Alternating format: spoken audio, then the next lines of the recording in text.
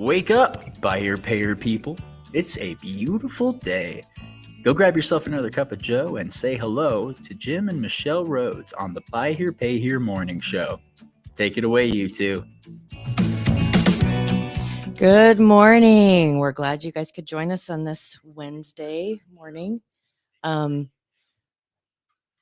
sounds like Jim's trying to watch this on Facebook too, and there's a little bit of a delay on that, so it was a little kind of surprised me for a second there. So welcome. I hope you guys are enjoying the show, and welcome to our Wednesday broadcast. Just so that you guys remember, on the link for either LinkedIn or for Facebook, that there's a part in the post that says you can click to add your name if you add comments. So please make sure that you do that, and so that we know who it is that is adding a comment, and that way we can address you personally. We had that problem Monday, and Bill Elizondo said a couple of things. And we're like, who is this?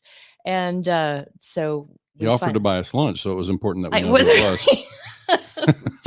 If you know Jim and I, we're all about and it worked out for us because we got to see him on Monday evening, right? Dinner. So thanks for that, Bill. It was great to spend some time with you. It's kind of a last minute thing, but it was really great to get to know him, and stepping away from that opportunity to break bread. Sure. It's I think all of us came away with an understanding that we're really, really aligned with having the dealer centric to what we do, and that we have their best interest at heart. Sure. So I also want to make sure that, many listening, although a lot of us know Bill Elizondo, I should make sure that you know who he is. And then Michelle and I should also take a moment to make sure you know who we are, because some of you are tuning in on YouTube and may not be familiar with what we do. But quickly with Bill. Bill is the senior moderator. I think he's the moderator and does both Buy Here, Pay Here and franchise groups for NIADA. And has a real, storied career. He's worked with some of the big finance company, big dealership groups, and is just really also a prince of a guy. He's he's just somebody who, you meet people that are authentic, and certainly I would put him in that group. He's got a ton of integrity, and we just enjoy spending time with him. So, absolutely. Absolutely. And then, Michelle is my business partner, and together we own the Octane Group. We're a small coaching and implementation company. And so just to help you understand who we are, like I've come from now 20 plus years of Buy Here, Pay Here. Now going back to 97 when I first got in it, and owned retail and sporting goods stores before that. So probably just important for us to let our audience know a little bit about who we are. They don't catch every episode, and we should probably tell them who are. You want to share with them a little bit about come from corporate America, worked in project management, product management. Also, I've owned my own businesses, and handled crews that were remote up to about 20 people for another company that I worked with, handling all inbound and outbound communication. I think for these things, we'd send out like 9 million invitations to these events, and with the company that I worked with. So we had a lot of inbound and outbound communication, and dealing with crews that were all across the U.S. So it was pretty fun. If anyone has any dealing with team members that are remote and want to get some good tips, holler out, because I'd be happy to help you about how to do team building when you have a remote team. Sure. And Michelle is the implementer on our team. She's the one who kind of follows through and makes sure things get done, and that we kind of stick to what we're promising to do. And then she's also has a lot of experience in marketing. And so we're together, we're spending a lot of time working with dealers on the marketing side of their business. And together we have a good amount that we can contribute in that area. It's been really fun. Jim and I frequently, when we you're going to hear this an awful lot, and we have talked about this a bit since we started the show, is that, there are things in business that are straight lines and squiggly lines. And straight lines are like, these are the processes. This is how you make the thing go. This is how do I implement this, that kind of stuff. And the squiggly lines is how do I apply? How do I, the more Yeah, the the intangibles. intangibles. Thank you. Mhm. Thank you. And so we make a really good team, and it's kind of funny because every time we start talking about something that we're about ready to talk to a client about or step into, that I'm all about logistics, and Jim's like, my gosh, you dive right into how is this going to work from point A to point B, and he's like, I haven't even gotten that far yet. She's details, and she Yeah. starts in the details before I'm even like 3 drinks into my first cup of coffee. So I gotta wake up. So here. it's a really great balance because Jim's always reminding me to keep some of those squiggly lines really in mind as we start to create some of these things. And so it's a yin and yang. Yeah, doing for it. sure. It's great. And so I also morning. want to reach out to everyone. Be sure and throw in your comments there for those that are listening in. Please tell us what state you're listening from.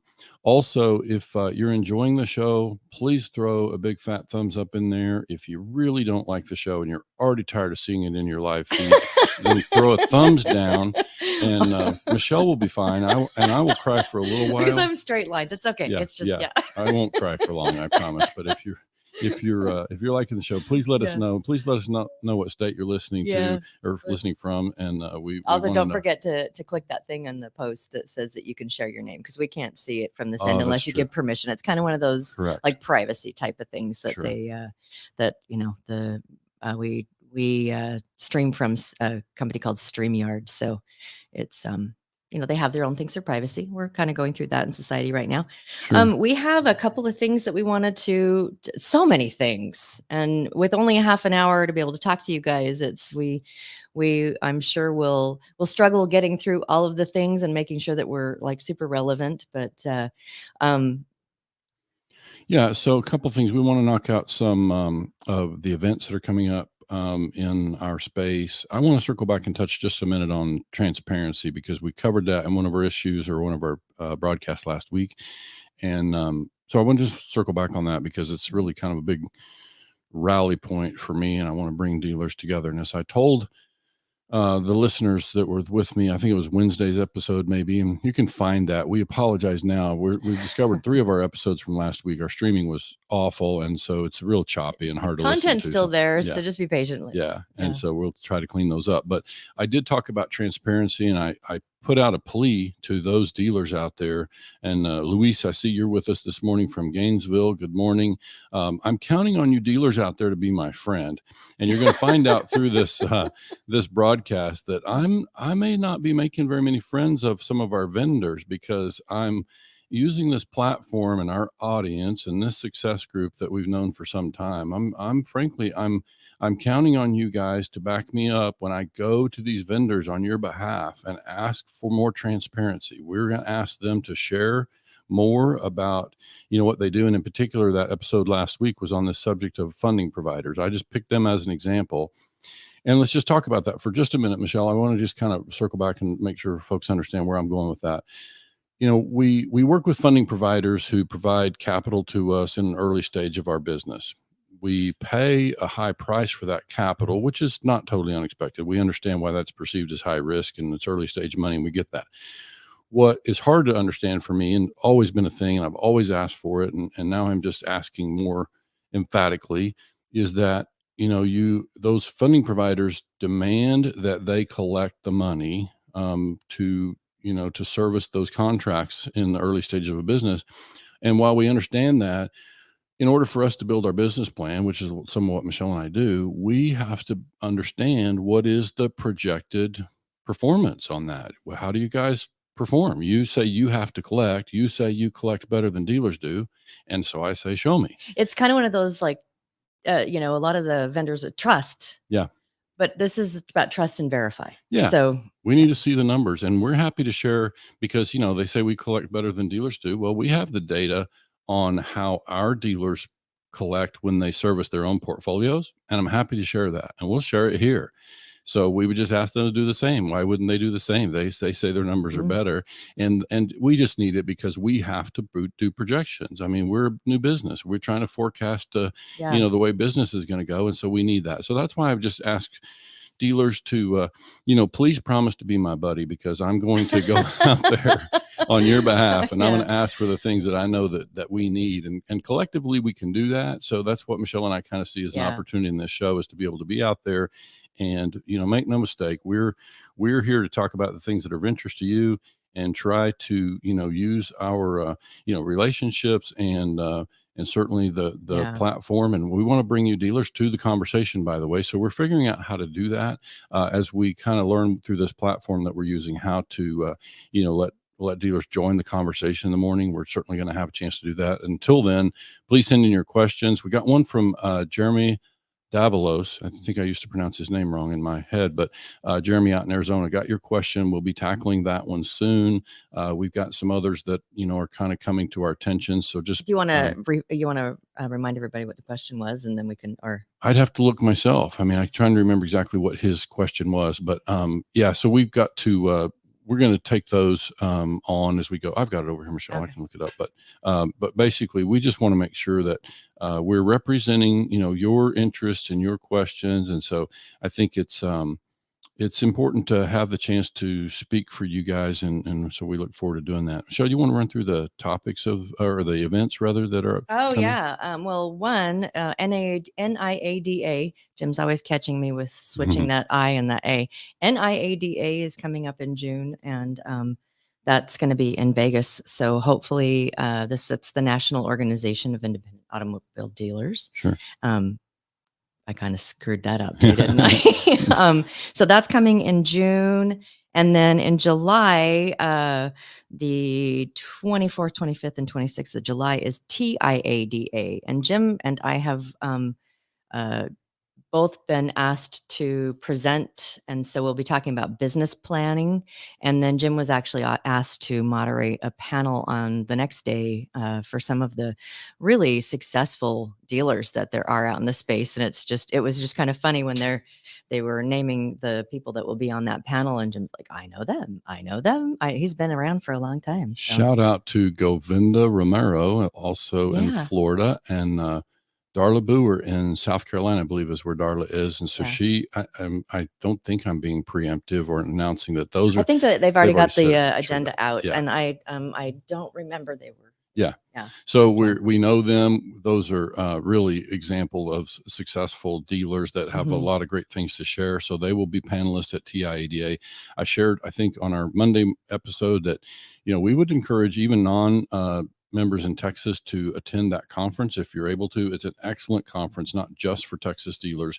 And Texas is a great place to go for, good compliance education as well. So if they've got spaces available, we would recommend that you come join us there. Now, I know that many of you will have a conflict, because I happened on to yesterday discovered that in Gatlinburg, Tennessee, they have the Smoky Mountain Bigfoot conference coming up on July 24th.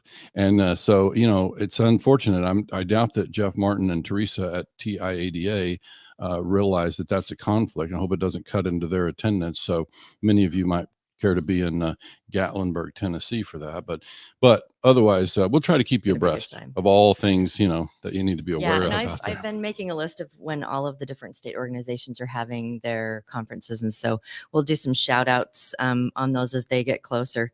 And so I'm mostly getting my list from the NIADA website. So if you haven't listed when your state's conference is, make sure you get it on there or reach out to us, so that we can make sure that we let you guys know when that's happening. Yeah. And so I found Jeremy's question, and it's about really the outlook for a downturn in this business and what it really means to us. And so as a dealer, what can I do to be prepared?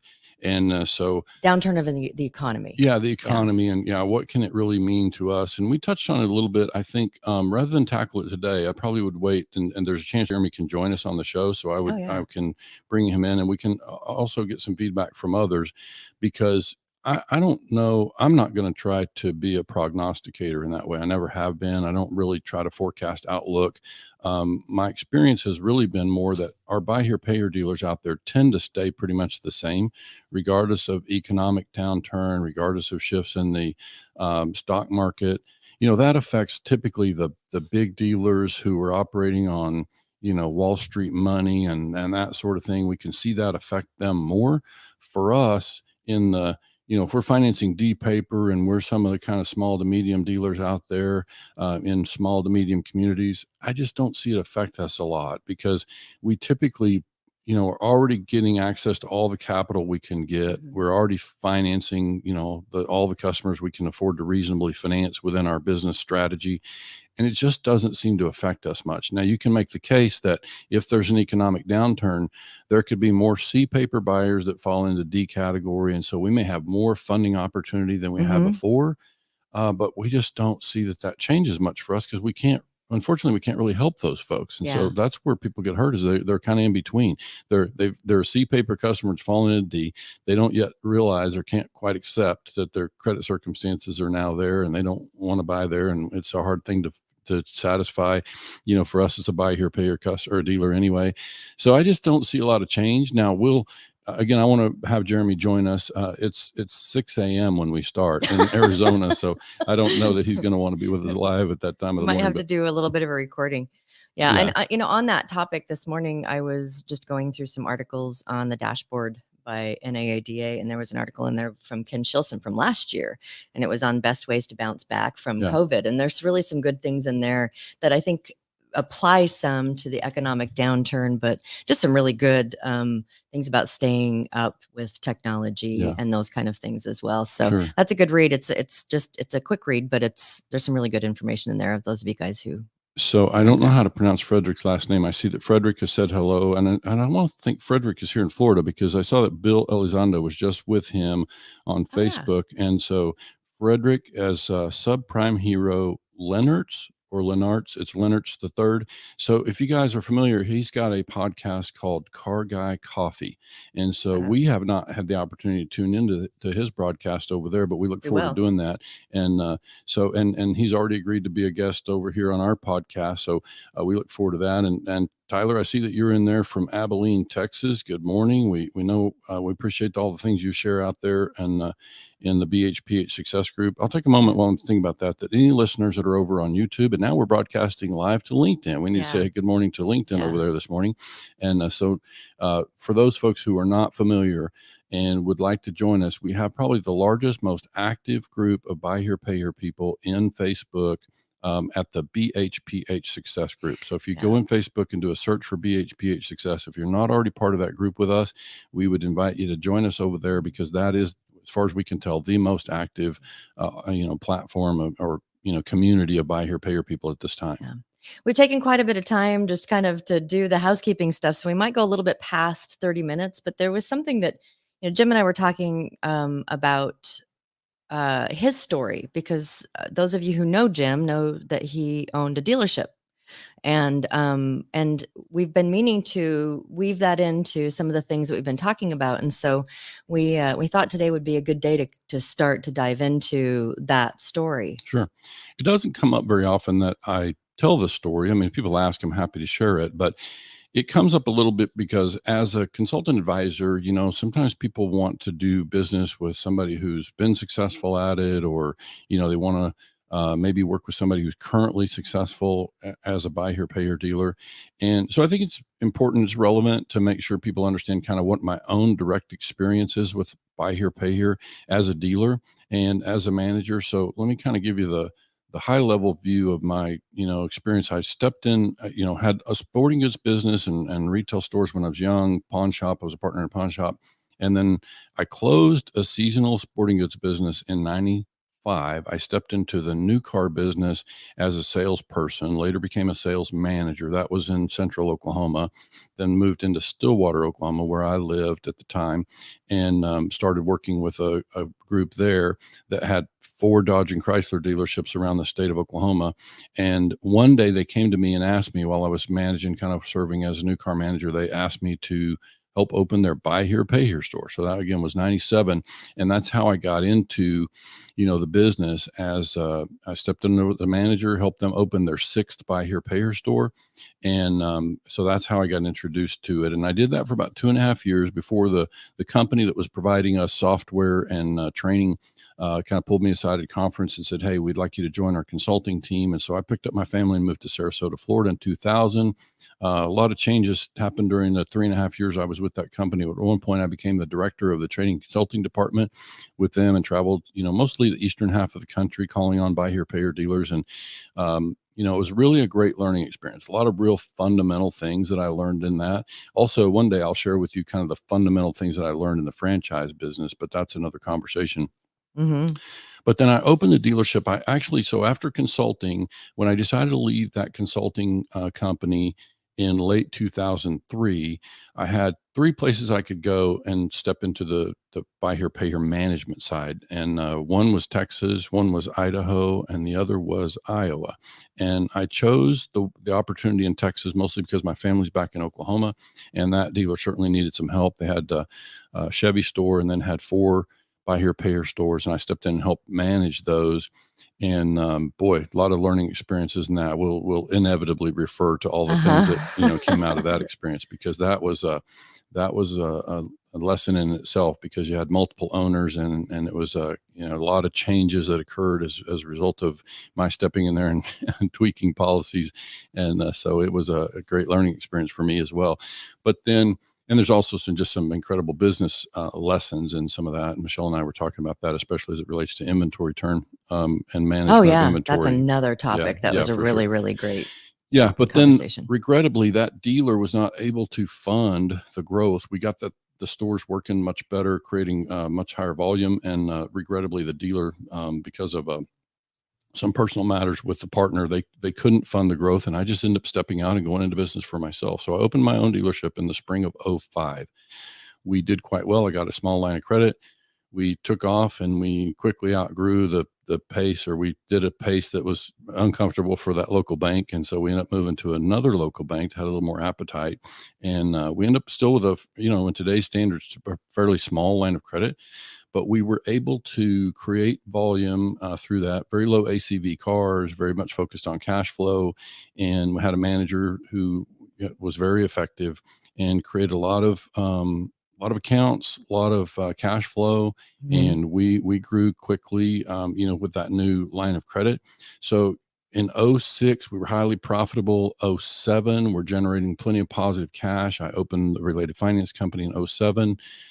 We are able to pay down our line of credit even about half during that time, which certainly was a big positive, because 2008 came around after that. But the part that I think is most relevant about that story, and I'll jump ahead to tell you, I closed this dealership in 2011 and the finance company. So, the story of how that ended up in that place is important for people to know, because there's a lesson in that for me. And there's kind of a thread, I think, through that, some of this I have very clear answers about. Some of this I still don't know the answer. I would need to get an advisor. If I were dropped back in that same place that I was in 2008, 2009, I probably would still need to get somebody to help make a judgment on, which is the right way to go here. Because in short, in 2007, we were very liquid. We were generating a lot of positive cash. We had our finance company in place, and I took cash from my buy here, pay here business, and I opened and one important side note is that the dealership that I owned was about 30 minutes from my home.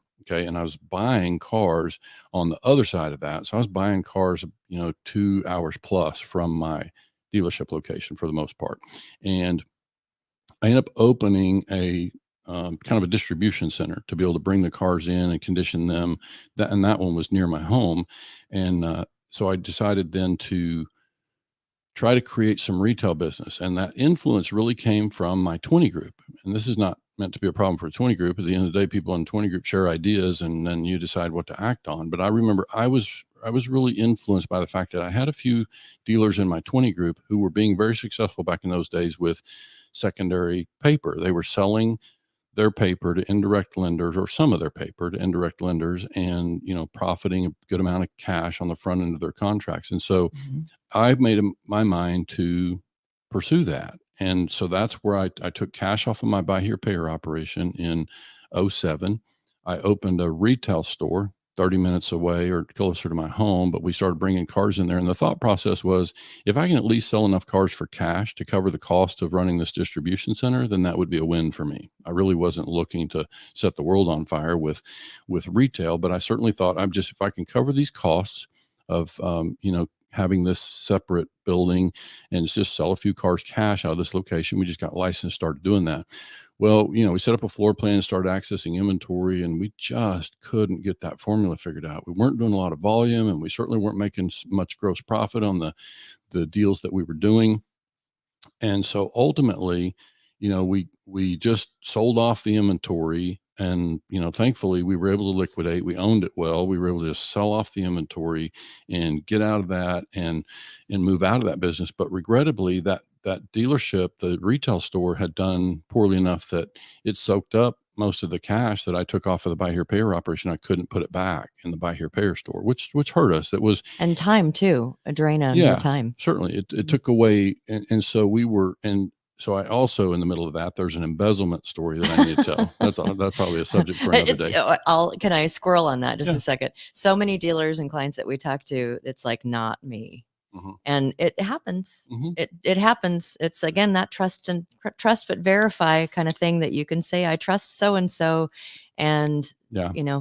situations happen. Well, and with our clients, we just recommend safeguards. Just, Oh, you yeah. got to have checks and balances. You got to have safeguards, and Yeah. it doesn't matter. It's not about trust. It's about, it's about keeping honest people honest, is the way I say that. Mhm. So it's like, I did have an embezzlement situation. Thankfully, I caught it fairly early, and we were able to solve that problem and get that person out of there, and ultimately reach an understanding with them. But yeah, again, that's a separate conversation. I think we can probably talk about that in some depth at some point. But I think the key thing on that was, I look back at my own experience. I think, I really regret that I was distracted. I think had I kept those resources in that company, then, we could have grown and solved some of the problems that developed. Excuse me. One of the other problems that came about was that just had a terrible time in a pretty small market finding somebody that could manage the store. Again, I was 30 minutes from my home. I'd kind of resolved fairly early on that I wasn't going to manage it day to day. And so we just were having a terrible time getting, a manager in there. And then on top of that, I'm getting quite busy in consulting. I've always done consulting, even after leaving the company back in Florida in 2003. I've always been out there doing consulting. I had the domain BHPH consulting. People would find me. And so I was doing consulting throughout. And so I actually started dealerships during the last couple of years. I was a dealer myself. I started dealerships in Florida, Georgia, Utah. Not you, but Texas. you consulted people that were starting. Correct. Yes. Yeah, I helped dealerships start. So I was flying across the country and spending time with, and again, we had people managing the dealership back in Oklahoma, but it's like, I got to be busy enough, and there got to be enough challenges in the brick and mortar business that I just finally just said, I don't need to be in this business anymore. It's too difficult. After 2008, we couldn't find capital to kind of capitalize that enterprise at the time that it needed it.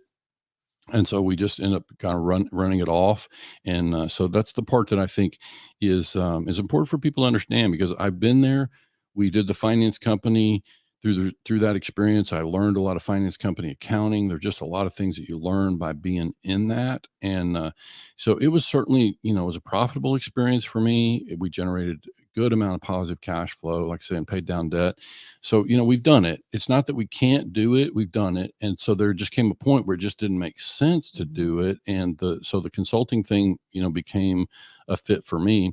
And now, of course, you and I talk about, we've totally enjoy the flexibility. Michelle and I enjoy the flexibility of being able to move to where it makes sense and kind of have the mobility, as much as anything in what we do now.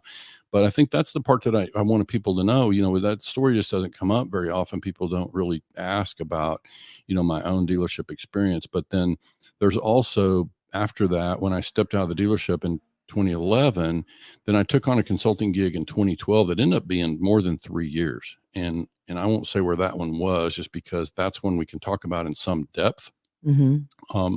And it was a tremendous experience, because we did I did a complete turnaround of that operation. I basically was working for a dealer who was the really investor. He was more of Mhm. a passive investor, didn't know the business at all, and he was really counting on me to come in there and clean up a mess, which we did. We totally overhauled that operation. We relocated the business. We renamed it because it had a terrible reputation and management problem, and we definitely put that on a track for success. And so they did quite well with that operation. But that whole 3 years of going through management changes and policy changes and personnel changes, it was quite a thing. And then rebranding, right? We just totally rebranded it and changed the whole messaging behind that business, and it all worked. And so I think it's an important thing to understand about kind of where my background is.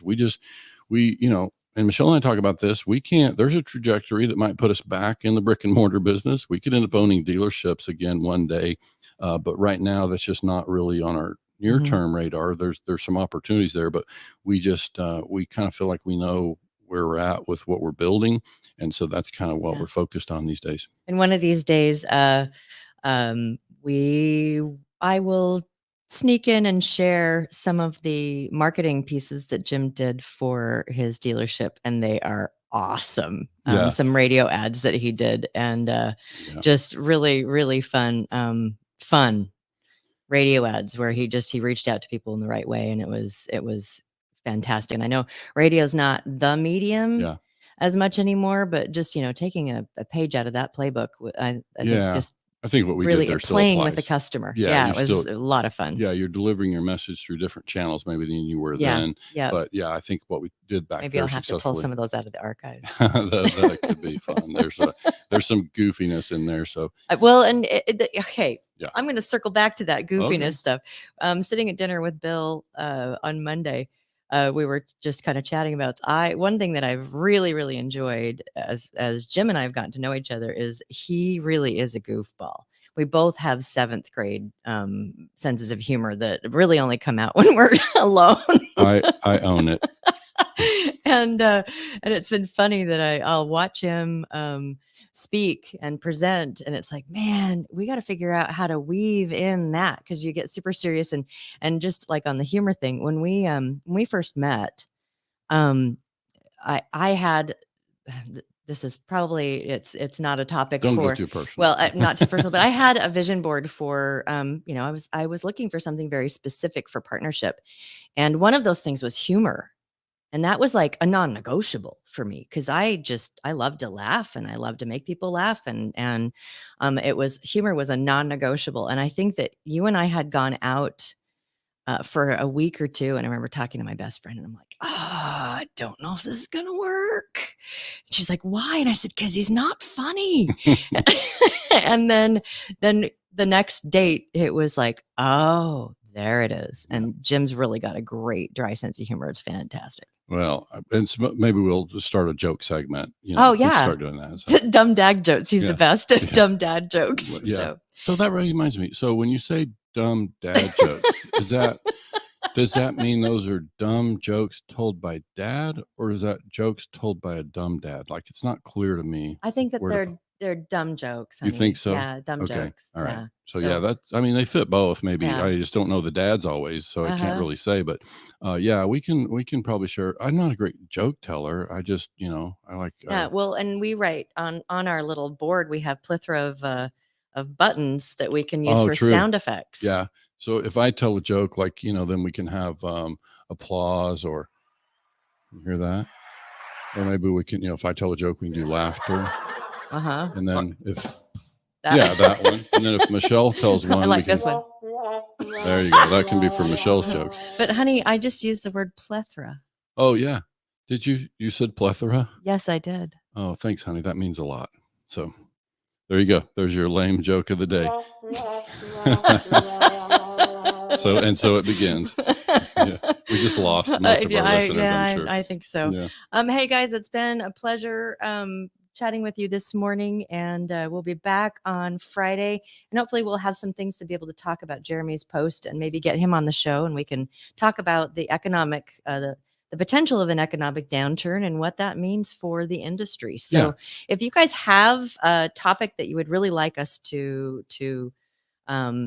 to dive into, feel free to reach out to us. We're available on the Octane group, which is our Facebook page. Jim is on a lot of the different groups, Jim Rhodes, and I think that our phone numbers and all of that are also on there. So yeah, we'd love to hear from you. Very good. We appreciate you joining in again. Give us thumbs up and thumbs down on what you're feeling about the show, and share your ideas on what you'd like us to talk about. And don't forget to be my friend out there as I go to bat for you in the industry. Yeah, So exactly. all right, All right, guys, have a great Wednesday. Have a good one. See ya. Thanks.